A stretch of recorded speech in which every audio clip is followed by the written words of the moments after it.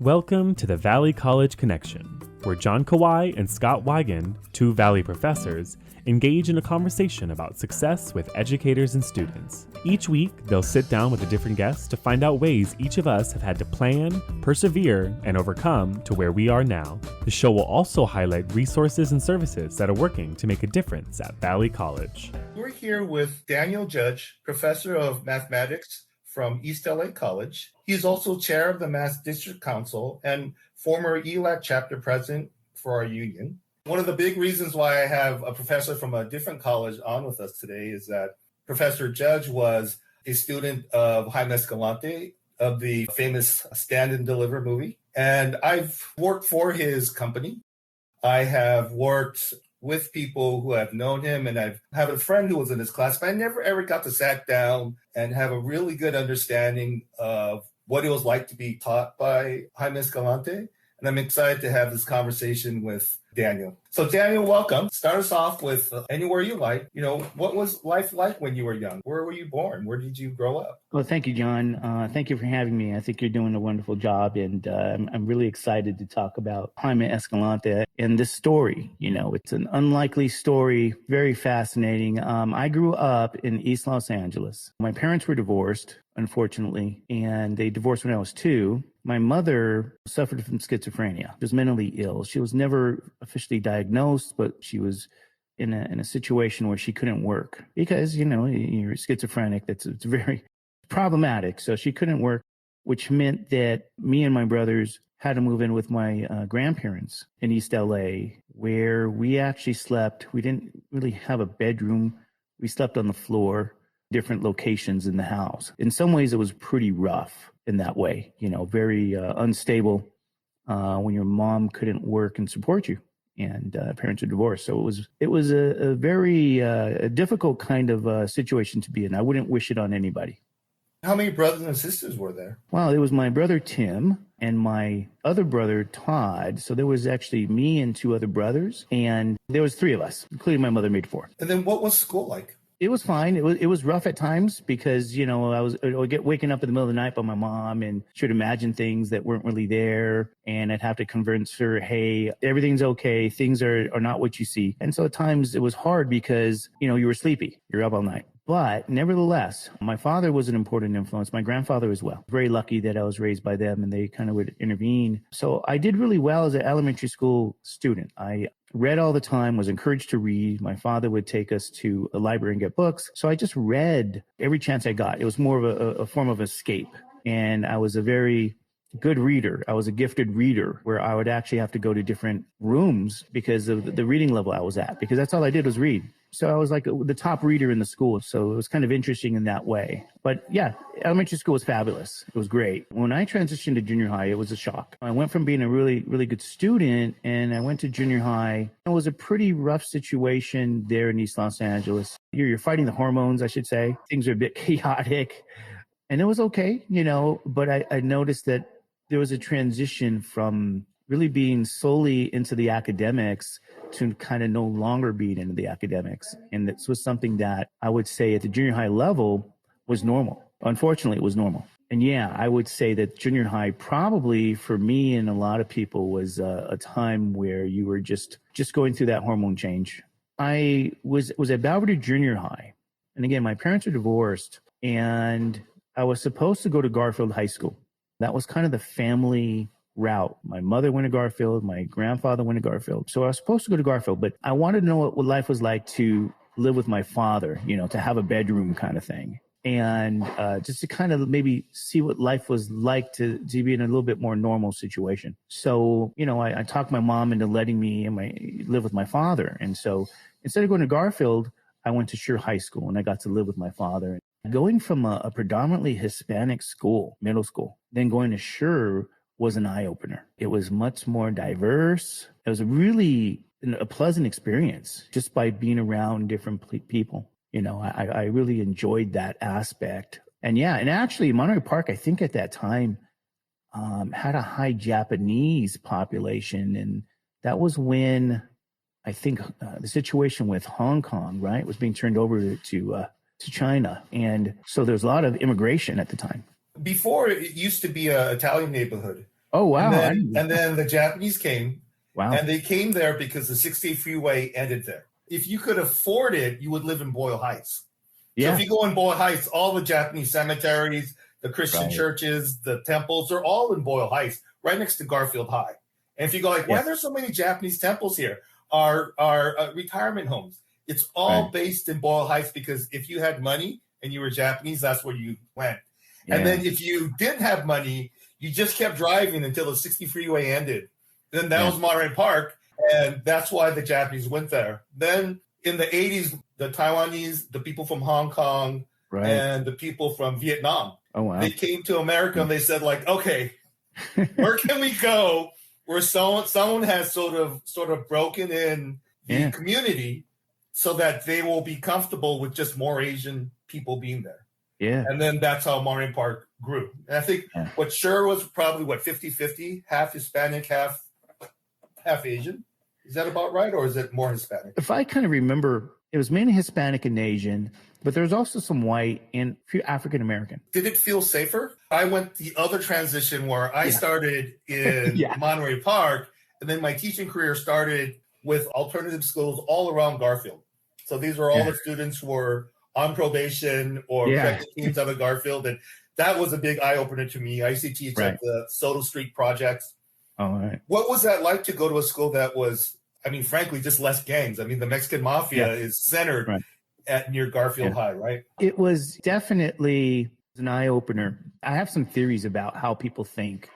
The thing about it is if you come from a community that's homogenous, right, maybe only one type, people tend to bounce ideas off of one another that may not be valid, or they may be kind of somewhat narrow-minded in a sense. And it starts to become fact because it gets bounced back. When you actually go to a more diverse environment and you start to see things differently and hear different perspectives, that was such an eye-opener for me and refreshing that I recommend having diverse environments as much as possible to diversify in every single way you can, especially in, for example, in math environments, diversify. And so I'm always a big proponent to get as much diverse background as environment as possible. I stay away from a lot of programs and special cohorts that are of only one type. And because what I've learned, I think, at going to Sure High School, that experience, that it was just very refreshing.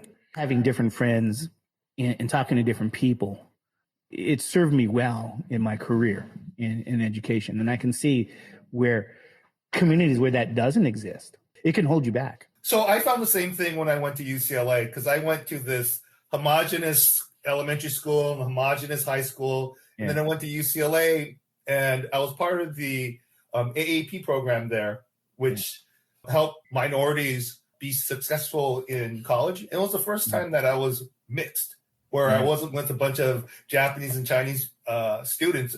And that was really eye-opening to me. I really needed it to be able to think beyond sort of my culture. Right. So at Sure High School, what was the dream? Like, what were you thinking of becoming? Did you have an idea of what career you wanted to pursue? Well, you know what? That's a very good question. I still think of this to this day. And to kind of backtrack a little bit, for example, when I went from Belvedere to Sure High School, I was taking this math test. It was a placement test, actually, ironically. And I remember, I completed beginning algebra, and I guess it was in the 8th grade, right? Completed beginning algebra. So I went to Sure in the 9th grade. And before I had to enroll, I remember my father took me to take that assessment test. And my father was really proud of his son to start geometry in the 9th grade. So he was very proud of that fact. And so what happened was when I took the assessment test, I guess I didn't score so well. The counselor, and I remember the counselor to this day, and I remember the counselor wasn't nice about it even. She said, okay, you're going to be in pre-algebra. And you're going to have that in first period, blah, blah, blah. So I got my schedule. And I'm like, no, wait a minute. I'm supposed to take geometry. I finished Algebra 1 already. I took algebra. And I remember she says, I don't know what you took over there, but it sure wasn't algebra. So it was heartbreaking to me. I remember having to walk back to the car and tell my dad, who was proud of his son, expecting his son to be in geometry, and instead gets put in pre-algebra. And I told my father, and I said, Dad, I'm not going to geometry, I'm going to pre-algebra. And he looked at me in shock, but he didn't say anything. And he said, okay, son, I understand. So I think my father knew something was going on. You transition from one school to another. And so it was very hurtful to me. And it made me very angry. I never understood why or how is it you can complete an algebra course, but somehow got assessed and get placed back and got brokenhearted, really. And I remember being so angry and so frustrated and confused. I swore I'd never study again for a math class, because it didn't make sense why you would go backwards. So that was kind of that set the tone for my high school experience. Not really going to study because it didn't make sense where you thought you were moving forward, but you didn't. And so that was kind of, I hate to say it, it was something that really did, I think, affect me at that time. I think there was some other issues I remember going through. So I just wasn't happy with that. And so that was confusing. So I guess I'll just leave it at that. I was just very confused at that whole process, ironically. What happened in high school? Did you study in your other classes? Did you sort of phase out of them? What happened? I wasn't a bad kid. I didn't study for classes. I only did enough to get a C. I only did enough to pass. And also, too, my family was poor. So the idea that you're going to go into, even though it was expected to go to college, they always talked about it. They always talked about that you were going to pay for it, too. You're going to work and you're going to go to school. You're going to pay for it. Nobody was saving any money for you to go to school or anything like that from my parents. Those two factors were like, well, I didn't have much of a motivation to study hard to get into any particular good school because, I was going to have to pay for it anyway, and I didn't have any money. My family didn't have any money, and I didn't know anything about financial aid or anything like that, really. So it just wasn't so motivating for me. I just did enough to get C's. I still didn't study my math courses. I think eventually in high school, I would say I got out of, I finally got out of beginning algebra, like in the 11th grade. Yes, 11th grade, beginning algebra. After the consequence of just not studying, just showing up, doing what all the others, doing what I see at times is students not showing, you're taking your chances in a test. You're not doing any homework. You're seeing how well you do. You see the course over and over again. And by the time I got to like the 11th grade, I finally got out of beginning algebra and I started geometry in the 12th grade. I took one semester. And by that time, second semester, I said to my dad, I think I don't want to take geometry anymore. I don't want to do this. I want to go into what's a class called senior math. I think I talked to him and I said, I've been working hard, which I haven't been working hard. And it's my senior year. I want to relax. And I think what I want to do is just have a good time my last year. And at that time, my dad was kind of fed up a bit and just said, okay, do what you want. I'm kicking you out anyway when you graduate kind of thing. So take senior math. And so when I took senior math that last semester in high school, all we did was buy plastic fruit the whole period long and add it up and write a check for the total.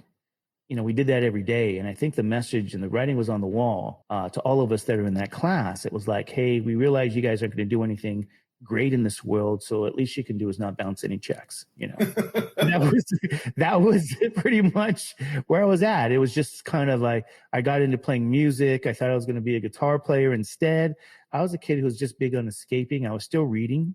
I was in a sort of academically enriched reading class that I got kicked out of. It was interesting. The only time I got kicked out of a class, I was a good kid. I never got into any trouble. And I did get kicked out of the academically enriched reading because what I did was I actually was reading Stephen King when I was supposed to be reading the Canterbury Tales. I remember the name of my teacher, Miss Harris. She came around and she caught me reading Stephen King's Pet Sematary. And so as a consequence, she kicked me out. She never wanted me to come back because of that. She got so offended. And my dad had to go to the school and try to get me back in that class, that English class. But he talked to the teacher, I guess, and he came home and says, Daniel, you don't have to go back there ever again. I understand. So it was kind of a weird thing, but I was still escaping in the form of music, in the form of reading. And so that was me. I was just a big escape artist, I guess. That was the story. I wasn't pushing the boundaries of any academic achievement. I was a typical student who didn't study, underachieved, and I guess lived a complicated life. So what happened after high school? Well, the idea after high school for me is what I wanted to do was with my friends. I wanted to escape again. I wanted to go in the Marine Corps to escape because that's kind of the option, I guess, maybe grow up. My friends were going, and my dad didn't let me. My grandfather didn't let me. They were just completely against it. My father was against the Vietnam War. My grandfather was actually retired Army, but he still was against it. My father was against the Vietnam War, but they just didn't think that was the avenue that I should take. So, and I was an obedient kid. I wanted their blessing. I didn't want to go without their blessing. They made a deal with me. They said, okay, if you go in as an officer, okay, we'll give you our blessing, which meant you had to go to college. And I was reluctant. And so I said, okay, I'll make that deal. I'll do that. I started at ELAC, as a reluctant student. Didn't know what to major in. Started at East Los Angeles College. Had to take geometry. So I started in Math 120. And then after Math 120, I took Math 125 intermediate algebra. After that, I took, I believe, trigonometry. That's when I got into Math 260 pre-calculus. And that's when I met Jaime Escalante, because he taught pre-calculus and then later on Calculus 1, Calculus 2, Calculus 3. I started at ELAC after high school, reluctantly entered in pre-transfer level English and math. At that time, after about 2 years with Escalante, somebody asked him who was the best math student in that cohort, that 2 years. And I thought that was an interesting kind of question. And he turned to me and he said, Daniel Judge. And he said to me, he'll work hard. He'll do his homework. You should major in math. You're good at it. And up until that point, I didn't even know what to major in. I still didn't know what to major in, even after taking all those math classes. I did get into Marine Officer Candidate School. Jaime Escalante wrote me one of the letters of recommendation. And the irony was that I was such a shy kid. I never spoke to the man really in the 2 years I had him up until the end of that fourth course there with him, Calculus 3, because it kind of broke the ice that he noticed me. And I never felt noticed by any teachers really, in all honesty, in my whole career. But he noticed something in me. And he said, major in it, you're good in it. And because he said that, I did it. Well, that's amazing that you stayed in trigonometry and pre-calc all the way through, because for most majors, you don't need all that math. Yeah, that's true. And there's part of that story, if you want to know, is that I have an aunt who was taking math courses. And I just wanted to see, I wanted bragging rights in the family. I want to see really where would I fail? Where did I finally fail? Because I turned it around when I started at ELAC. I just told myself, it's time to grow up. It's time to do your homework. So I did my homework every day. I studied every day. And what I found out is when I did my homework every day and studied every day, I not only got an A, I got 100%. So I started getting 100% in every one of my math classes. But I wanted bragging rights in the family. I wanted to say, hey, I was the guy that finished trig, or I was the guy that maybe finished pre-calculus. So I kept taking the courses only because, my aunt was taking courses and I wanted to surpass her and say, no, I want bragging rights in the family. I wanted to be the one that said I got to this point, and I wanted to see where I failed.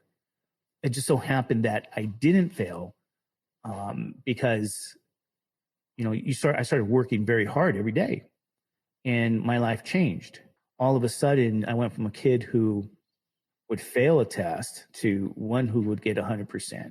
And that was kind of shocking. But, even still, by the time I got to the Escalante point, he really made us all focus even more. You had to keep kicking it up, as I say, kick up the intensity, kick up the dedication, kick up the commitment. How was it different being in his class compared to other classes? There was a very, very big difference. This is the one thing I say to people, and I think back, his secret, in a very, very simple way, was he would lie, cheat, and steal to get you to do your homework. He was a great motivator. He was a better motivator than anybody I ever had. And you can say, as far as a math lecture, I've had better people who were better math lecturers, clearer, precise, wonderful lecturers. There's never been a better motivator than him. He was different. You can tell when an instructor cared about how you did. You can tell, you feel it. I think the big difference is that motivation. And that's the secret that I kind of figured out in my career, is that motivate people to do their homework and the rest will take care of itself. And he used to say this too. He used to say, you try to get the D and C students to become A and B students. A lot of math faculty focus on the A and B students. They focus on the best. They praise the best. They sit in the front. They only interact with the best. He was somebody who did the opposite. He would take those C and D students, make you an A and B. You were the priority for him, not the A and B students. And you knew it. And he tried to just make you better. It was at a different time, I got to say. Because some of the things he would say and do, I don't think you can do today. That's what was the big question I had, is because, I mean, he sounds like a 1960s, from the way he's been described to me, he was like a 1960s football coach. Yeah. And he would get you to run through that wall. And I remember my friend telling me, like, the stuff he would say to me, like, he would just break you down. And you cannot believe that after he just tore you down like that, that you would run through a wall for the man. Yeah, I mean, it's like I think about how some of the things he would say, some of the things he would even do, you just can't do. You can't tell people some of the things he used to say. He even threatened to bring applications from McDonald's. I remember, if he's going to do so I'm going to bring these applications to see who, and you just kind of like, what are you talking about? He'd give you these surprise quizzes, and some students would just freak because if it wasn't on the syllabus, you're really technically, I want to know what's on the syllabus. Where are these points? Where's this test on the syllabus? What do you mean you're giving us a test? So I don't need a syllabus. I could give you a quiz and a test anytime. So he'd give you a quiz and a test, and maybe you get a D on it, and you'd be devastated. And it would be over a topic that you had that was in the past. It's like, this is not what we're studying right now. Why are you giving me a trig quiz? This is calculus, right? Why are you doing that? Because it's trying to prepare you for what's coming next and want you to review and to go back and think about it. So he would tear you down that way. I looked at it like, oh, I have to learn what the domain of a function is. Oh, I have to learn what this is. I have to review. This is the message. And if you could take that, you're going to progress. But there were people who just couldn't take it, and they would just fall off, or they couldn't deal with it. And if it's not on the syllabus, they would complain. And he didn't care. He never cared about everybody's complaints. If you're late, he wouldn't like if you were late. If you didn't do your homework, he'd throw you out of the room. You didn't show up unprepared, otherwise he'd throw you out. So I was terrified of being thrown out. So I would do my homework. I'd make sure, oh my God, I'm going to do my homework, which is kind of interesting by the comment he made. He says he's always going to do his homework, because I was terrified, and I was a shy kid. But yeah, it's just amazing how he was able to just motivate you. And I remember he used to say things that were not true. He would lie to us. Like he would say, you guys are going to be millionaires. You're going to be a millionaire. Oh, you do your homework. Oh, you're going to get all this opportunity. You're going to, oh my God, you guys are going to be a millionaire, right? And it's like, I'm not a millionaire. I was waiting for the millions. No millions. He's right about opportunity. But yeah, he would lie, cheat, and steal to get you to do what you had to do. And he was an expert on that, I think. Yeah, someone was telling me that he was really big on repetition, and not as much on sort of proofs, but really like just beating down over and over and over repetition. Is that right? I would say, because remember, this was in college at night. So it was a different format than maybe his math program that existed at Garfield. He didn't have the same format for us at night, I think, that he had at Garfield High. Because at Garfield, in that program, I guess they had to meet an hour before school, 2 periods in the day, and then they had an hour after school. And that's not what we had. We had the regular college hours. I can see where if you said, okay, he had a lot of repetition, maybe in his math program at Garfield, but there was repetition to some degree in the college courses that we had. But I think he had to adjust to the college setting. I think that forced him to adjust. Now, was this before the movie or after the movie? No, this was actually after the movie. Now, the reason I know is because during that 2 years, there were times that I think he gave us tickets to the premiere. There was 2 premieres. One was like the regular real Hollywood premiere, and then he had a premiere like for all the students. Oh, and wow. I think, yeah, like all the students or something at Garfield. Yeah, and I think at the time there was like this premiere, because I remember I thought I kept a ticket he gave me somewhere, but I misplaced it. It was kind of during that time where he had a lot going on with him. It was in the height of his acclaim. I remember they were asking him to be the education secretary in the nation at the time too. So he was going through a lot of some of that stuff at that time, I remember, because sometimes we'd have a substitute. Mr. Villavicencio would sub for him. And that's how I met Mr. V as a sub. And Mr. V teaches at ELAC, and we still talk about it, being in that class when I see him at department meetings, actually, because sometimes he attends our department meetings, Mr. Villavicencio. Did you go on to work with the Escalante program or any of his grant programs afterwards? No, I actually did not. When I got hired at the college president and administration thought, hey, you should maybe run the Escalante program. And I declined at the time. Not that I didn't believe in it. There were some math faculty that said, hey, you just hired the guy to teach here. Let him teach. Don't take him out of the classroom. And so the idea was like, hey, if you get a good teacher, let him teach. And don't just remove him. So I sided with that side of the department, over administration saying, hey, we want to put you in the Escalante program. It's probably a good decision. I was one of the first teachers hired for the Escalante program. This is before I became a community college teacher. I had worked in the film industry, and I'd ruined my hands. And then I was trying to figure out, how do I get into teaching without going back to school, because I already had a PhD. Yeah. And the Escalante program was one of the first programs I started working at. So I was there right when it first started. And the intention originally was to work with the best students and to raise them higher. And then the longer I was there, it eventually turned into, hey, we have a lot of students who are behind, and we're going to use this as a remediation program, which was really sad because it was not his original intention. I've written some grants that were given to the Escalante program at one point, and I think some of it has changed. In other words, I think they used his name to get grants. Yeah. But a lot of the program that existed had changed. And I don't know all the details. I'm not saying that it was a bad program. Yeah. I'm saying his initial intention was to inspire, we've got to make the great kids greater. This became another program to remediate struggling students. But it was still a good program. It was still a good program run by good people even right now that I think are really amazing. Did you follow his career after you left East LA College? A little, not much. After I left ELAC, what I did was I went into Marine Officer Candidate School. Finally, I graduated from Marine OCS, came back and started at Cal State LA.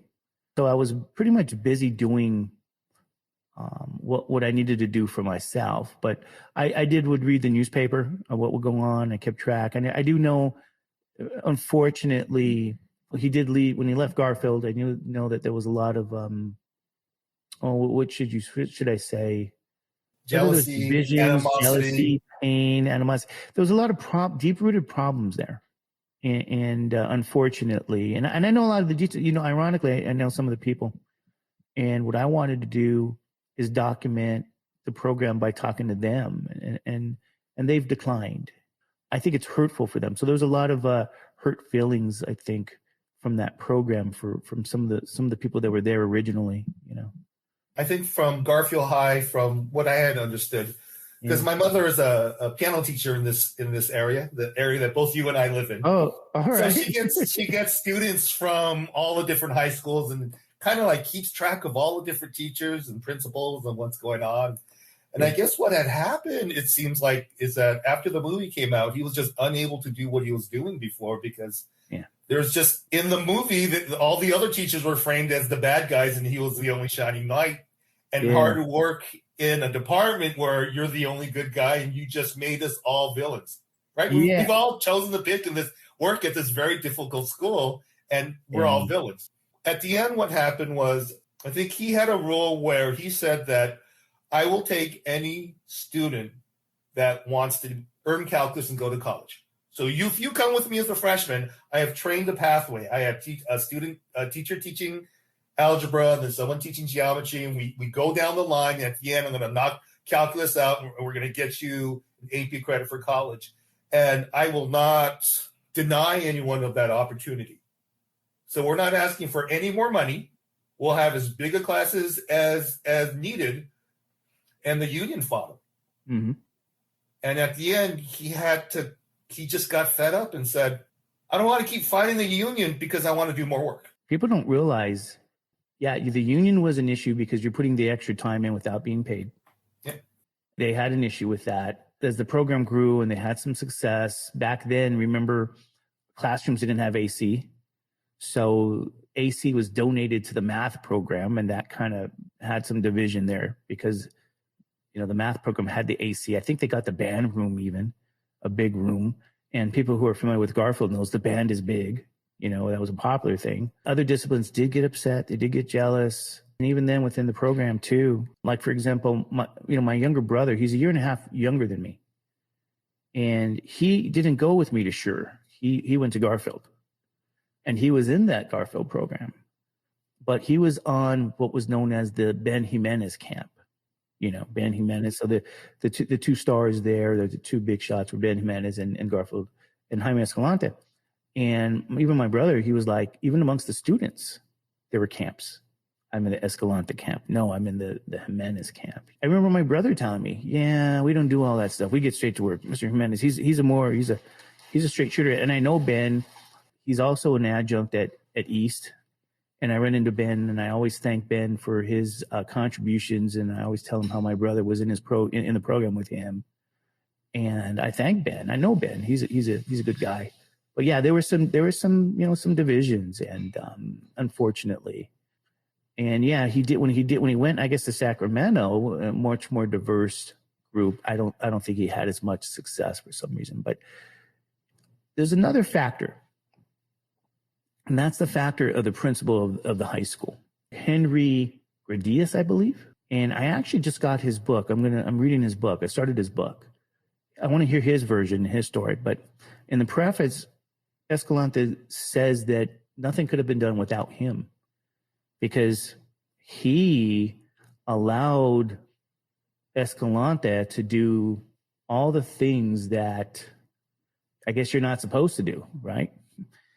Work extra hours, piss parents off because all their kids are spending time in math and and all this stuff. He just pissed everybody off. So it's interesting that administration was a big factor at that time in the success. And that's another thing that I don't think you're going to be able to see today, is that kind of backing from administration. I 100% agree. Like, you could not have a Jaime Escalante in 2022. No. When you first watch the movie, you think, wow, he's so inspiring. And then when you stop and I rewatched the movie and like listen to what he said as a professional now, and realize that that's a line I can't use, and that's a line that I can't use, and that's a line that would have gotten me fired. Right. And then, for my own friend, she'll tell me his lines are memorable. Like, she's 54 and she still remembers what he says. Yeah. And she remembers the motivation it created, but you could not say that again. Yeah, you could not say or do anything the guy did today. And it's interesting because, and I probably messed up his name. I'm not sure. Henry Gradius. I guess he took a leave of absence, and then from the district, LAUSD. And then when he came back, I guess they retaliated against him for all the support he gave Jaime Escalante. He was retaliated against, and so I'm gonna read his story too about that and see what he has to say. So I had a conversation with some administrative friends, and I said, "This couldn't happen today. Just can't." His career was very informative to mine because it really made me understood that if you want to make change, structural change, you got to keep your head down. You got to have a low profile, and you don't take credit. Right. Don't take credit. Keep your head down. If the change happens, celebrate quietly and then move on. Go and take that next sort of infrastructure change. But once you start crowing about it, once people get attention, once people see, people start going, how come? And it's a problem. Oh, you are 100% correct on that. You are absolutely right. That is something that I've learned. Always keep that low profile. Let them underestimate you. Stay under the radar. Absolutely. I agree 100%. Yeah. So whatever things I do, nobody knows. Yeah. Yeah, I'm learning that one. I'm in the middle of a situation, some battles that are going on. Always in the middle of those kind of battles. And somebody said to me, because I did something and people are using that, and I think that's great. And then somebody said to me, but you're not getting credit, right? I said, that's okay. I don't want people to know. I don't want people to know that, because the second they know, they're calling you for some other thing, and I think you're going to be able to help. What people don't know is sometimes the stars just align for you. You've done hard work. You've done something that people didn't think about, and the stars align. It's working out. Just be grateful. Take it. Stay under the radar. I don't even want people to know. So I'm perfectly fine if no one knows. Yeah. And I'm definitely learning that lesson. Yeah, because I don't want a promotion. Yeah. I like my job. I don't want a promotion. All I want is for what we do to matter, and for it to be easier for teachers to do what they're doing where we're doing it. Right? Yeah. Easier for the teachers to function, easier for the students to function. That's all I really care. And I don't need to get paid for it. I just want that to happen. Yeah, exactly. There's no next step for me. Yeah, I'm done. I tell people there is nothing more after this. There's no intention, So let me ask this. So, okay, so now you're at Cal State and you're thinking about becoming an officer, and you're a math major. What happens next? Well, I wanted to fly. And I found out I had a depth perception problem. So no problem. They said, okay, you can just go to the ground, right? But by that time, here's the interesting thing.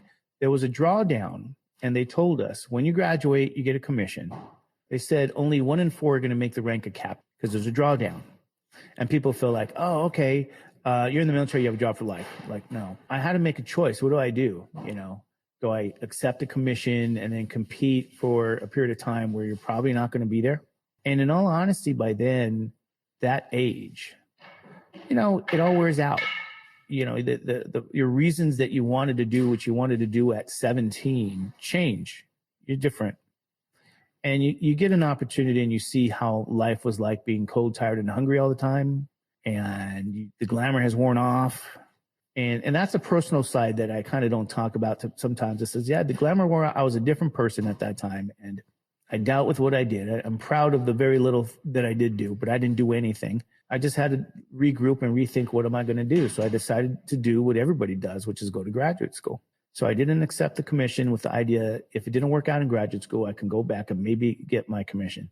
So I went to graduate school. In graduate school, they allowed me to teach. It was unbelievable. And so I was going to graduate school. I was allowed to teach, and they were paying me. And I couldn't believe they pay you to do this. I just couldn't believe you got paid to do what we do. And I never looked back. I kind of thought like, wow, I could do this. And that was it. It was just going to graduate school, being allowed to teach a math course, and falling in love with what I was doing, really. It was ironic because everything that I ever wanted to do or try to do, those doors were closed on me. I kind of tell people that I never chose this. It chose me. It was just an opportunity that was there, going to graduate school. And that was that. I just fell in love with the discipline that I was doing. I finally felt that I was finally learning something more than just what you get out of a bachelor's degree. You were learning something with depth, and it was beautiful. And then you get to kind of pass on that beauty in the classroom. So I just fell in love with the whole thing. I know there's probably a few years where you were adjunct, driving around. Yeah. Well, what I did? What I did was I didn't want to be an adjunct that drove around. What happened finally was this. When I graduated, I had people, there were people that suggested going for a doctorate degree. I kind of got tired of being a student. I got tired of that point still, even though you said, well, you finally had a bed, but I went back, I had an apartment sleeping on the floor, as a graduate student, eating peanut butter and jelly. You're a graduate student. So I finally went back to being a student and all those things. And I just kind of got to the edge of, I need a job. I need health benefits. I can't just, what if I get sick? So I decided to, instead of being that freeway flyer, I took a job at a middle school. So I taught 4 years at Alcerino Middle School as I taught at ELAC as an adjunct. And as I taught even at Cal State LA, I had 3 jobs. I was still a guest. I was still a lecturer at Cal State LA. And so that's kind of what I did. So I was able to teach at a middle school for 4 years, had health benefits finally. So I didn't do the freeway flyer thing. I stayed local, and it's still, notice again, still in East Los Angeles, still in the community. So it's kind of interesting. For those adjuncts who are trying to figure out what's the secret, how do I go from the adjunct to full-time? What do you think was the difference? Why do you think they hired you as opposed to other people? Well, I think a couple of things, advice to adjuncts. First of all, number one, you get lucky. Yes, there's hard work, but we all can work hard. There's an element of luck. I got into, at the time, working at Cal State LA as a graduate student. I got into this this instructor there by the name of Dr. Thomas, who he always had these grants going on, and it was about number theory. So with his grant ideas through the years, he would try to teach advanced mathematics to students in the community, have them bypass all the, the algebra and everything and get to the beauty of number theory. And so he had this big program where students would go to a lecture where you use Mathematica to generate data so that you could look at patterns in number theory. And you'd also go to a lecture to essentially prove the conjecture. So he wanted you to get a conjecture, and then you wanted you to prove it. And then we would essentially take that program to students in various communities, poor communities around LA. It was a big program, and every year it kind of unfortunately got smaller and smaller. So I started out as a tutor in the program. And then later I became the person who did the Mathematica portion. And then I became the person that did the lecture portion too. So I became his right-hand man in his program, but it actually dwindled in size over the years. And ironically, in his program, our VP of Academic Affairs was one of these kids that went through it. It's kind of ironic. I just got into this kind of program where I started to use technology to teach mathematics at the time. So that was significant because East at the time was looking for faculty who had incorporated technology in the classroom. So I was able to fill that box. And so, but yeah, also luck, hard work, and that was that. So like I said, sometimes it just, the stars aligned in that way. But I always tell people, we all get lucky to some degree. There's an element of luck there. So now you are the chair of the District Math Council, yeah, which means that there are 9 colleges. And when our math departments come together to mostly disagree with each other. Yeah, I know. You're in charge of hosting that disagreement. Lately, though, there have been a lot of disagreements, a lot of agreements. Yeah. So what is your near-time goals while you're the chair of the District Math Council? Well, first, as I got into it, ironically, it was stepping in for a buddy in the, I stepped in as for the ELAC rep who couldn't do it anymore. So I stepped in.